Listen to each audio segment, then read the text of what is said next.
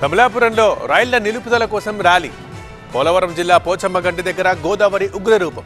Soya విత్తనాలతో నష్టపోయిన రైతుల ధర్నా. ఇలాంటి న్యూస్ 30 సెకండ్స్ ఫటాఫట్ చూసేద్దాం.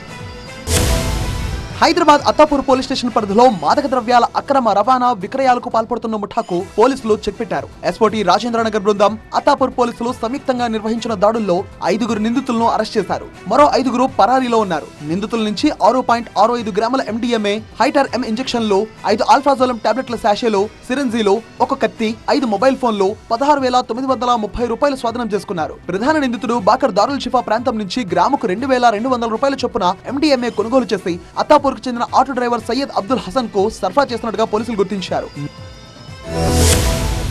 కడప జిల్లా కమలాపురంలో రైళ్ల నిలుపుదల కోసం ర్యాలీ చేపట్టారు. కమలాపురం రైల్వే స్టేషన్ లో ప్యాసింజర్ రైళ్లు ఆపాలని డిమాండ్ చేశారు. స్థానిక నగర పంచాయతీ కార్యాలయం నుంచి రైల్వే స్టేషన్ వరకు ఈ నిరసన ర్యాలీ కొనసాగింది. కమలాపురం రైల్వే స్టేషన్ లో రైళ్లు ఆపకపోవడంతో విద్యార్థులు, ఉద్యోగులు, వ్యాపారులు, సాధారణ ప్రయాణికులు తీవ్ర ఇబ్బందులు ఎదుర్కొంటున్నారని కమిటీ సభ్యులు చెప్పారు. ప్యాసింజర్ రైళ్లు ఆపితే కమలాపురం పరిసర ప్రాంతాల ప్రజలకు ప్రయాణ సౌకర్యం మెరుగుపడుతుందన్నారు. కమలాపురం స్టేషన్ లో ప్రయాణికుల అవసరాలను దృష్టిలో ఉంచుకుని వెంటనే రైళ్లు నిలుపుదల సౌకర్యం కల్పించాలని వినతి పత్రం ఇచ్చారు.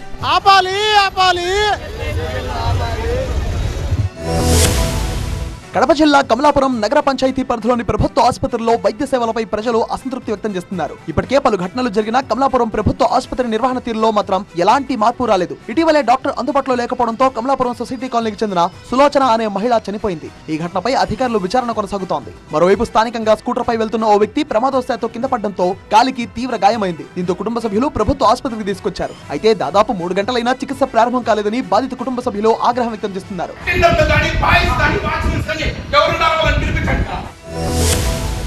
నిర్మల్ జిల్లా కుబేర్ మండలంలో మొలకెత్తిన సోయా విత్తనాలతో నష్టపోయిన రైతులు ధర్నా చేపట్టారు.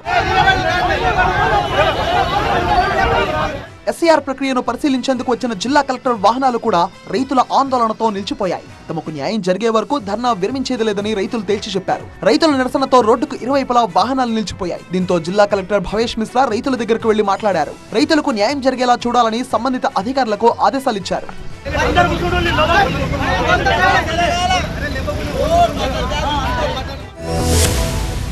పోలవరం జిల్లా దేవీపట్నం మండలం పోచమ్మగంటి దగ్గర గోదావరి ఉగ్రరూపం దాల్చింది. గండి పోచమ్మ ఆలయంలోకి వరద నీరు భారీగా వచ్చి చేరుతోంది. ఆలయ ప్రాంగణంలో ఉన్న దుకాణాలు, రోడ్లు పూర్తిగా జలమయమయ్యాయి. ఎగువ ప్రాంతం మహారాష్ట్రలో కురుస్తోన్న భారీ వర్షాలతో వరద గోదావరి పుణ్యక్షేత్రాన్ని చుట్టుముట్టింది.